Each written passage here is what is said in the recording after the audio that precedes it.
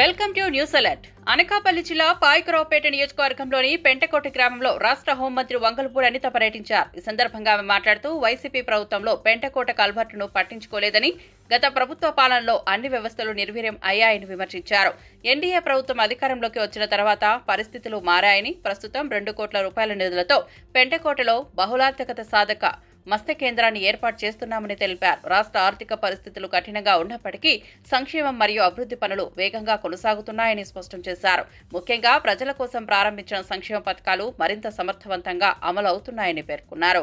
కార్యక్రమంలో స్థానిక ప్రజలు, పార్టీ నాయకులు, కార్యకర్తలు పెద్ద సంఖ్యలో పాల్గొన్నారు. మత్స్యకార సోదరులకి మీ అందరికీ కూడా ఒకటి చెప్పాలి. చంద్రబాబు నాయుడు గారు చెప్పినట్టుగా ఎన్డీఏ కూటమిలో మీకు వేట నిషేధ సమయంలో 20,000 రూపాయలు ఇస్తామన్నావా లేదమ్మా? ఇస్తామని చెప్పావా? 20,000 రూపాయలు వేట నిషేధ సమయంలో మొన్న ప్రతి ఒక్కరికి కూడా బ్యాంక్ అకౌంట్ లోకి డబ్బులు పడిన పరిస్థితి ఈ రోజు మీ అందరికీ చెప్పాలి. ఈ రోజు కంట్రీ మొత్తం మీద అంటే దేశం మొత్తం మీద 100 సెంటర్లు ఇచ్చారు. ఇప్పుడు పెంటకోటలో నేను ఇనాగ్రేట్ చేసిన 2 కోట్ల రూపాయలు పెట్టి ఫిషింగ్ మల్టీపర్పస్ సెంటర్లు, dry platforms, fishing dry platforms అలాంటివన్నీ కలిపి 2 కోట్ల రూపాయలు పెట్టి చేస్తే ఓన్లీ మన జిల్లాలో 2 చోట్ల వచ్చింది. మొత్తం 2 జిల్లాలు కలుపుకొని విశాఖపట్నం, అనకాపల్లి కలుపుకొని 2 సెంటర్లు వచ్చింది. ఒకటి పరవాడ, 2 పెంటకోటలోనే. ఈ రోజు పెంటకోట మత్స్యకారులు అందరికీ కూడా మంచి జరగాలని చెప్పి మల్టీపర్పస్ సెంటర్ కింద దగ్గర 2 కోట్ల రూపాయలు పెట్టి ఈ రోజు మత్స్యకార సోదరులందరికీ అక్కడ ఉపాధి కల్పించే పరిస్థితి. డ్రై ప్లాట్ఫామ్స్ మీరందరూ కూడా చేపలు తెచ్చుకొని మళ్ళా ఇసుకలోనే మీరందరూ కూడా ఎండబెట్టుకునే పరిస్థితి ఎంతవరకు ఉండేది. కానీ ఫిషింగ్ డ్రై ప్లాట్ఫామ్స్ దగ్గర 5 ప్లాట్ఫామ్స్ అంటే చేపలు ఎండబెట్టేదానికి సామూహిక ఫిష్ ప్రాసెసింగ్ సెంటర్ అదొకటి 70 లక్షల రూపాయలు.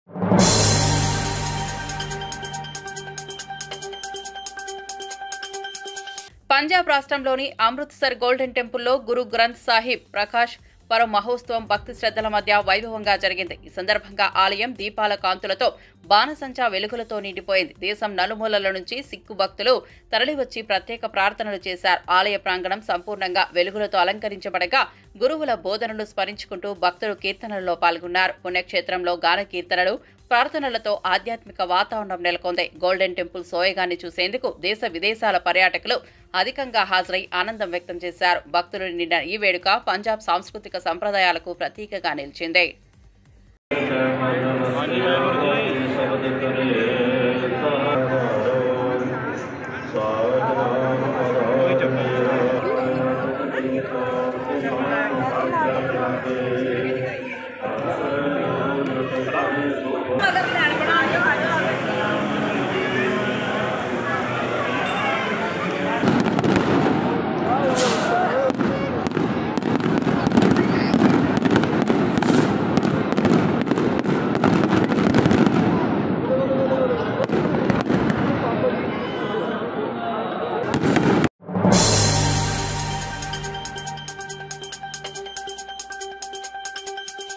అంబేద్కర్ కోనసీమ జిల్లా ముమ్మిడివరం నియోజకవర్గంలో ఎమ్మెల్యే దగ్గుపాటి ప్రసాద్ వ్యాఖ్యలపై ఎన్టీఆర్ అభిమానులు తీవ్ర ఆగ్రహం వ్యక్తం చేశారు.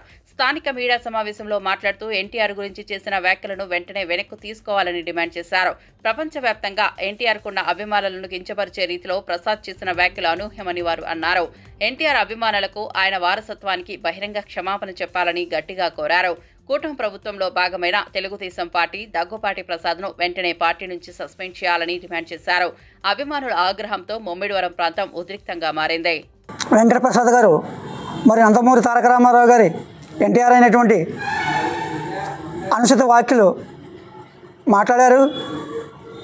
చాలా దారుణమైన విషయం అది. ఎందుకంటే ఒక ప్రజాప్రతినిధి ఉండి ఒక పాన్ ఇండియా స్టార్ని, మా అభిమాన కథానాయకుడు నందమూరి తారక రామారావుని గారిని విమర్శించడం, కుటుంబాన్ని, తల్లిని కూడా అసభ్యకరంగా మాట్లాడటం చాలా బాధాకరం. దీన్ని మేము ఖండిస్తూ మరి వెంటనే మీడియా రూపంగా ఆయన క్షమాపణ చెప్పాలి, లేదా తెలుగుదేశం పార్టీ ఆయన్ని సస్పెండ్ చేయాలని డిమాండ్ చేస్తున్నాం ముమ్మడివారి నుంచి. మరి బహిరంగ క్షమాపణ చెప్పాలి నందమూరి అభిమానుల తరపున.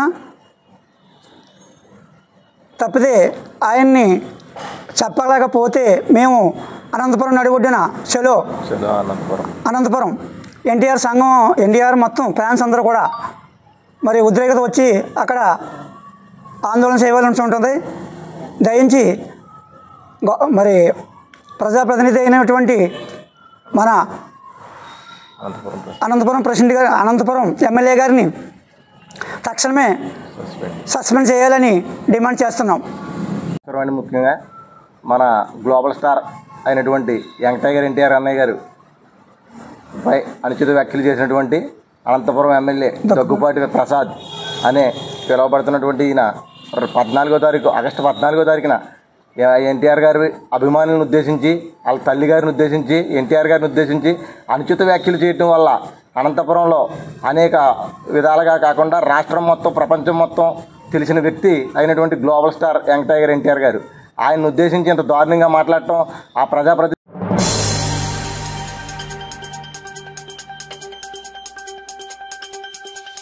పార్టీ ఫిరాయింపులపై బీఆర్ఎస్ వర్కింగ్ ప్రెసిడెంట్ కేటీఆర్ చేసిన వ్యాఖ్యలకు ప్రభుత్వ విప్ బీర్ల ఐలయ్య ఘాటు సమాధానమిచ్చారు. 100 ఎలుకలు తిన్న పిల్లి తీర్థయాత్రలకు వెళ్లినట్లు కేటీఆర్ ప్రవర్తిస్తున్నారని ఎద్దేవా చేశారు. 10 ఏళ్లలో 60 మంది ఎమ్మెల్యేలు ఎమ్మెల్సీలను తమ పార్టీలో చేర్చుకున్నప్పుడు రాజీనామాలు ఎందుకు చేయించలేదని ప్రశ్నించారు. పార్టీ మారిన ఎమ్మెల్యేలు రాజీనామా చేయాలని అడిగే నైతిక హక్కు కేటీఆర్కు లేదని స్పష్టం చేశారు. దమ్ముంటే స్థానిక సంస్థల ఎన్నికల్లో గెలిచి చూపించాలంటూ సవాల్ విసిరారు. ఇప్పటికే మీ దుకాణం, అయ్య దుకాణం, బావ దుకాణం బంద్ అయిపోయిందని వ్యాఖ్యానించారు. కేటీఆర్ గారు పార్టీ ఫిరాయింపులకు మాట్లాడితే తెలంగాణ ప్రజలు నవ్వుతున్నారు. 100 ఎలుకలు తిన్న పిల్లి తీర్థయాత్ర పోయినట్టుగా పార్టీ ఫిరాయింపుల గురించి ఇలా కేటీఆర్ మాట్లాడుతుండు. మరి గత 10 ఏళ్లలో సుమారు 60 మంది ఎమ్మెల్యేలు ఎమ్మెల్సీలను పార్టీలో చేర్చుకున్నప్పుడు నీకు ప్రజాస్వామ్యం గుర్తులేదా? ఇవాళ పార్టీ ఫిరాయించిన వాళ్ళను రాజీనామా చేయించి గెలవమంటున్నావు. మీ అయ్యకు నీకు ఉప ఎన్నికలంటే చాలా ఇష్టం. ప్రజల సంపద కొల్లగొట్టాలనే లక్ష్యంతో మీరు ఉప ఎన్నికలకు పోతారు తప్ప ఏనాడు కూడా ప్రజల పట్ల కానీ ప్రజాస్వామ్యం పట్ల మీకు చిత్తశుద్ధి లేదు. ఫిరాయింపులకు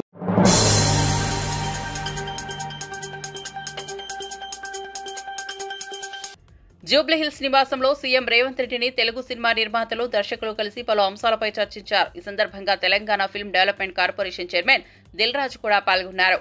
సినీ కార్మికుల సమస్యలను చొరవ తీసుకుని పరిష్కరించినందుకు సీఎం రేవంత్ కు నిర్మాతలు, దర్శకులు ధన్యవాదాలు తెలిపారు. సినీ పరిశ్రమ అభివృద్ధి కోసం ప్రభుత్వం పూర్తిస్థాయిలో సహకరిస్తోందని సీఎం రేవంత్ స్పష్టం చేశారు. స్కిల్ యూనివర్సిటీలో సినిమా పరిశ్రమకు అవసరమైన ప్రత్యేక విభాగాలను ఏర్పాటు చేస్తామని హామీ ఇచ్చారు. తెలుగు సినిమా పరిశ్రమ ఇప్పటికే అంతర్జాతీయ స్థాయికి చేరుకుందని మరింత అవకాశాలు కల్పించేలా చర్యలు తీసుకుంటామని తెలిపారు. సమావేశంలో పలువురు సినీ ప్రముఖులు పాల్గొన్నారు.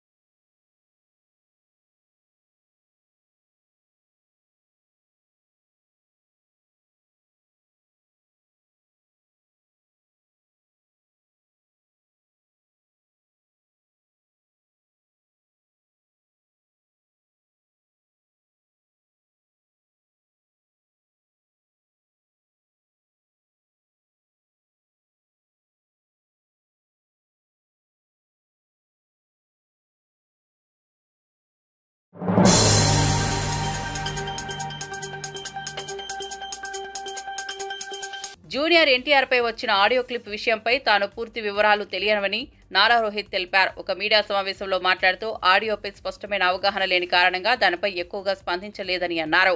ఇక నందమూరి కుటుంబంలో మరో వారసుడైన మోక్షజ్ఞ త్వరలోనే సినీ రంగంలో నటుడిగా ప్రవేశించబోతున్నారని వెల్లడించారు. తాను రాజకీయ కుటుంబం నుంచి వచ్చానని, అవసరం ఉన్న సమయంలో రాజకీయాల్లో ప్రవేశిస్తానని స్పష్టం చేశారు. రాజకీయాల్లోకి రావడానికి సరైన సమయాన్ని ఎంచుకోవడమే ముఖ్యమని ఆయన తెలిపారు.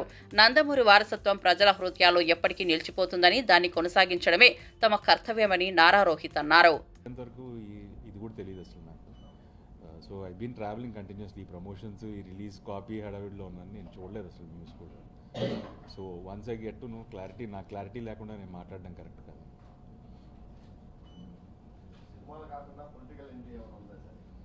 చెప్పాను కదండి, see I come from a political family, so డెఫినెట్గా టైం వచ్చినప్పుడు నేను వస్తాను.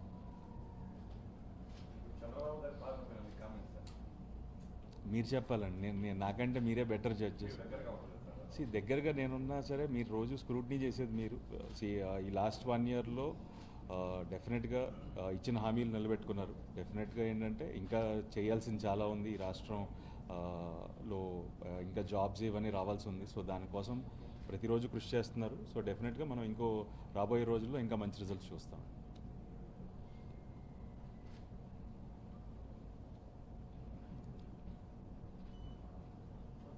ఓకే.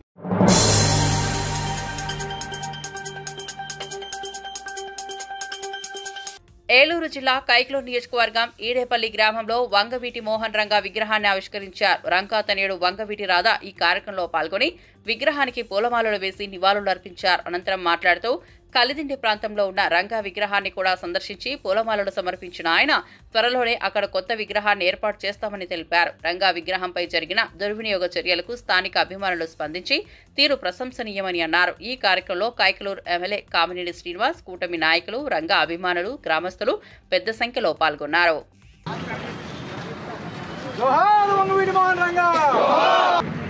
ఎంతమందో ఫోన్ చేసి చాలా వాళ్ళు చేసిన దుర్మార్గం పనైనా ఇంక రాష్ట్రంలో ఎక్కడ జరగకుండా ఉండే రకంగా చర్యలు తీసుకుంటారు.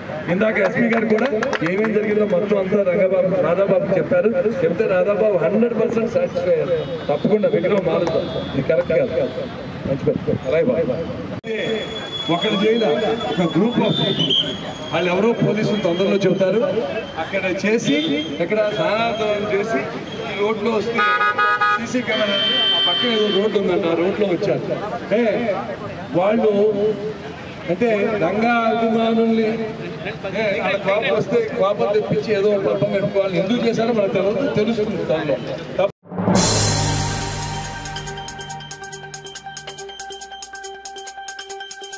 ఆంధ్రప్రదేశ్ మాజీ మంత్రి సజ్జల రామకృష్ణారెడ్డి తీవ్ర వ్యాఖ్యలు చేశారు. ప్రతిపక్షాన్ని నామరూపాలు లేకుండా చేయాలని కుట్రలో చంద్రబాబు నిమగ్నమై ఉన్నారని ఆరోపించారు. పోలీస్ వ్యవస్థను అడ్డం పెట్టుకుని అక్రమ కేసులతో వేధింపులకు పాల్పడుతున్నారని విమర్శించారు. అయితే ఈ కుట్రలకు వైఎస్ఆర్సీపీ ధీటుగా సమాధానమిస్తుందని స్పష్టం చేశారు. సూపర్ 6 అంటూ ప్రజలకు తప్పుడు హామీలు ఇచ్చి మోసం చేశారని మండిపడ్డారు. రాష్ట్ర ఆదాయం పూర్తిగా పడిపోయిందని, విచ్చలవిడిగా అవినీతి పెరిగిపోతోందని ఎద్దేవా చేశారు. ప్రజల నమ్మకాన్ని కోల్పోతున్న చంద్రబాబు పాలనలో రాష్ట్రానికి మేలు జరగదని, వైఎస్ఆర్సీపీ మాత్రమే ప్రజల పక్షాన నిలుస్తుందని సజ్జల రామకృష్ణారెడ్డి వ్యాఖ్యానించారు. ఇవి కూడా అయితే అప్పుడు ఆ జిల్లా యూనిట్ అనేది బాగా స్ట్రాంగ్ అవుతుంది. ఆయన ఇచ్చిన సూపర్ 6 అనేది ఆ రోజు హామీలు ఇవ్వడం, ఇచ్చే రోజు ఆయనకు తెలిసినట్టుంది ఇవి అసలు ఇంప్లిమెంట్ చేయాల్సిన అవసరం లేదు, చేయాలనే ఆలోచన కూడా ఆయన ఉన్నట్లేదు నాకు అనిపించేది. ఇంకో పక్క ఆదాయం పడిపోయింది, ఆదాయం పడింది, అప్పులు పెరిగినాయి. రెండోది మనం మోరల్గా ఫస్ట్ ఇయర్ మీరు ఎంత కేసుల పరంగా చూశారు, అడ్డగోలుగా అక్రమ కేసులు ఏ రకంగా పెడుతూ వచ్చారో, పోలీసు వ్యవస్థను కంప్లీట్గా తన కాళ్ళ కిందకి తెచ్చుకొని వాళ్ళల్లో ఉండే కాస్త సిన్సియర్ ఆఫీసర్లందరినీ పక్కన పెట్టేసి పూర్తి తన మాట అనకపోతే వాళ్ళని తొక్కుతామని బెదిరించో.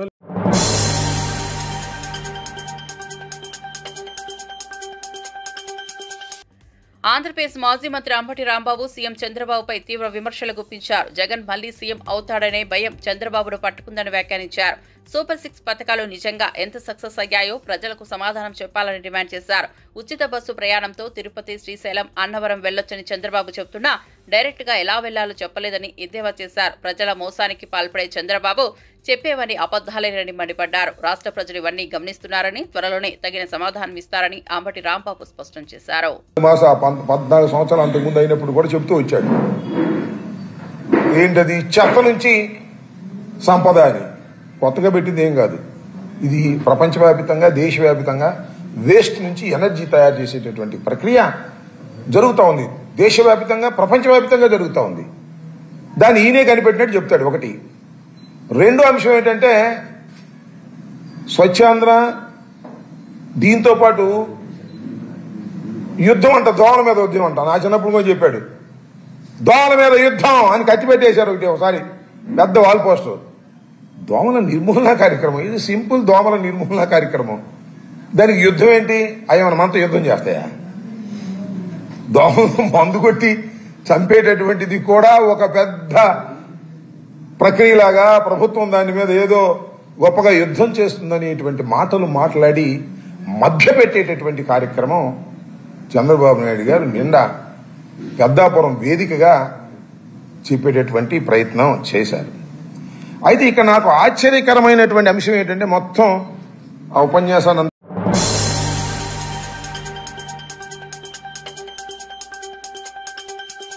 జనసేన అధ్యక్షుడు పవన్ కళ్యాణ్ పార్టీ బలోపేతంపై దృష్టి సారించారు. ఈ నెల 28 నుంచి 30 వరకు విశాఖపట్నంలో కీలక సమావేశాలు జరగనున్నాయి. 28న జనసేన లెజిస్లేచర్ పార్టీ సమావేశంతో పాటు పార్టీ కార్యవర్గ సమావేశం కూడా నిర్వహిస్తారు. అలాగే నెల 30న విస్తృత స్థాయి కార్యకర్తల సమావేశం ఉండనుంది. రాష్ట్ర వ్యాప్తంగా పార్టీ కార్యకర్తలకు దిశానిర్దేశం చేసి రాబోయే రాజకీయ వ్యూహాలపై చర్చించనున్నట్లు పార్టీ వర్గాలు వెల్లడించాయి.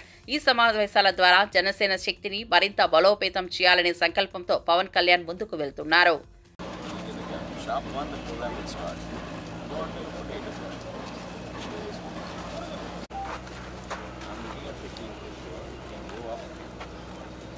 Who are not part of the delegates.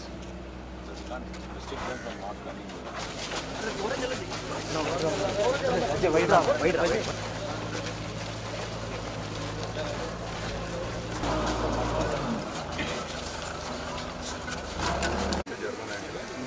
ఇక్కడ నుంచి టోటల్గా వచ్చినప్పుడు 620 ఈ బ్యారికేడింగ్ లేకుండా ఎక్స్ప్రెస్ అది సేఫ్టీ బ్యారియర్ చెప్పినట్టే సార్. ఇక్కడ ఒకటి ఇక్కడ ఒకటి వేస్తే ఈ గ్యాలరీస్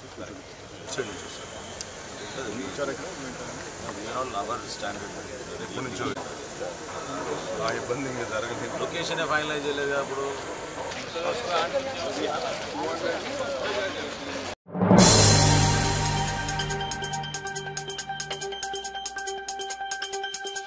తిరుమల శ్రీ వెంకటేశ్వర స్వామి వారిని కేంద్ర మంత్రి కిషన్ రెడ్డి కుటుంబ సమేతంగా దర్శించుకున్నారు. ఉదయం సుప్రభాత సేవలో పాల్గొని మొక్కులు చెల్లించుకున్నారు. ఆలయ అధికారులు శ్రీవారి తీర్థ ప్రసాదాలు అందజేసి పట్టు వస్త్రాలతో సత్కరించారు. అనంతరం మీడియాతో మాట్లాడుతూ కుటుంబంతో కలిసి స్వామివారిని దర్శించుకోవడం ఎంతో ఆనందంగా ఉందని చెప్పారు. ప్రజలందరూ సుఖ సంతోషాలతో ఉండాలని ఆకాంక్షించారు. పహల్గాం సంఘటన అనంతరం ఆపరేషన్ సింధూర్లో మన సైనికులు వీరోచిత పోరాటం చేసి ఉగ్రవాదులను మట్టి కర్పించడం దేశ ప్రతిష్టను మరింత పెంచిందని ఆయన గర్వంగా తెలిపారు.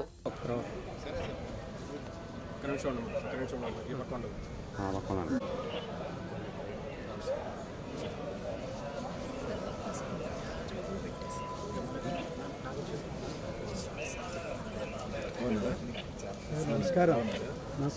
మల్కాజ్గిరి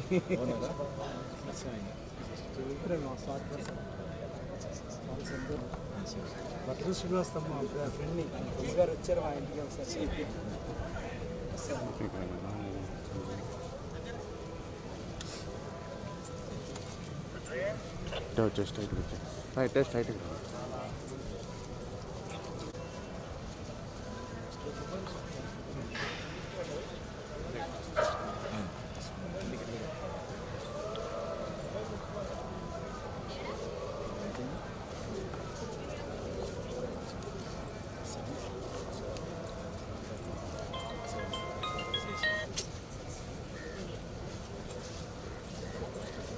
నమస్తే. హైదరాబాద్ కలుస్తాం.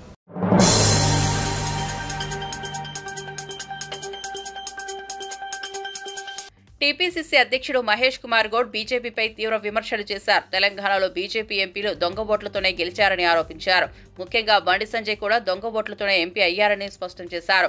ప్రజాస్వామ్యాన్ని దెబ్బతీసే విధంగా బీజేపీ వ్యవహరిస్తోందని మండిపడ్డ ఆయన కేంద్రం ఎన్నికల వ్యవస్థను వక్రీకరించి ప్రజల హక్కులను హరించిందని అన్నారు.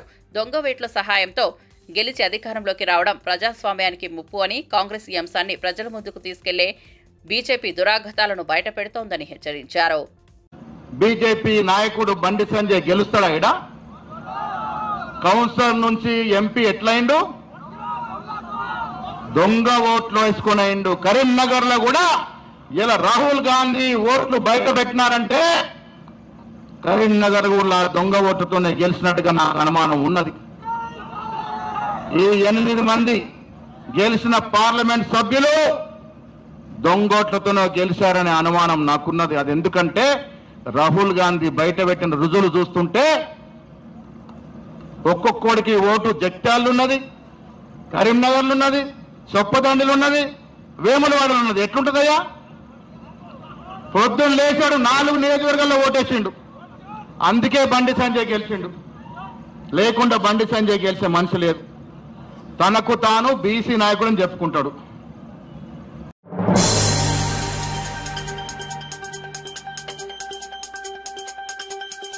స్టేషన్ గన్పూర్ నియోజకవర్గం ధర్మసాగర్ మండలం పెద్దపెండాల గ్రామంలో జరిగిన కార్యక్రమంలో కడియం శ్రీహరి కీలక వ్యాఖ్యలు చేశారు. తాను అధికారంలోకి కాంగ్రెస్ పార్టీలో చేరినట్లు మరోసారి బహిర్గంగా ఒప్పుకున్నారు. ఈ వ్యాఖ్యలతో స్థానికంగా రాజకీయ చర్చలు రేగాయి. పార్టీ మార్పు అంశాన్ని ప్రజల మధ్య ప్రస్తావించడం ద్వారా కాంగ్రెస్ పట్ల తన నిబద్ధతను స్పష్టం చేశారు. రాబోయే రోజుల్లో కాంగ్రెస్ బలోపేతం కోసం కృషి చేస్తానని సంకేతాలు ఇచ్చారు. క్రితం నేను ఎమ్మెల్యేగా పోటీ చేశాను. మీ ముందుకు వచ్చి నాకు ఒక అవకాశం ఇవ్వండి, మన గ్రామాలను అభివృద్ధి చేసుకుందామని చెప్పాను. మీరు నమ్మకంతో నాకు ఓటేసి గెలిపించారు. నేను గెలిచిన పార్టీ అధికారంలోకి రాలేదు, కానీ ఈ నియోజకవర్గ ప్రజలకు ఇచ్చిన హామీని ఎట్లా నిలబెట్టుకోవాలి, ఈ గ్రామాలు ఎట్లా బాగుపడాలి, ఈ నియోజకవర్గం ఎట్లా అభివృద్ధి చెందాలని ఆలోచించి నేను కాంగ్రెస్ పార్టీలో చేరడం జరిగింది. రాష్ట్రంలో కాంగ్రెస్ ప్రభుత్వం ఉన్నది. ముఖ్యమంత్రిగా గౌరవనీయులు రేవంత్ రెడ్డి గారు ఉన్నారు. రేవంత్ రెడ్డి గారు స్వయంగా పిలిచి, అన్న మీరు మా పార్టీలోకి రండి, ప్రభుత్వానికి మీ అనుభవం అవసరం, మీ నియోజకవర్గ అభివృద్ధిని మీరు ఊహించిన దానికంటే బ్రహ్మాండంగా చేద్దామని చెప్పి వారు నన్ను కాంగ్రెస్ పార్టీలోకి ఆహ్వానించడం జరిగింది. ఈ నియోజకవర్గం యొక్క అభివృద్ధిని దృష్టిలో పెట్టుకొని ప్రభుత్వం అండ ఉంటేనే, ప్రభుత్వ సహకారం ఉంటేనే అభివృద్ధి చేయగలుగుతామని ఆలోచించి నేను కాంగ్రెస్ పార్టీలోకి వచ్చి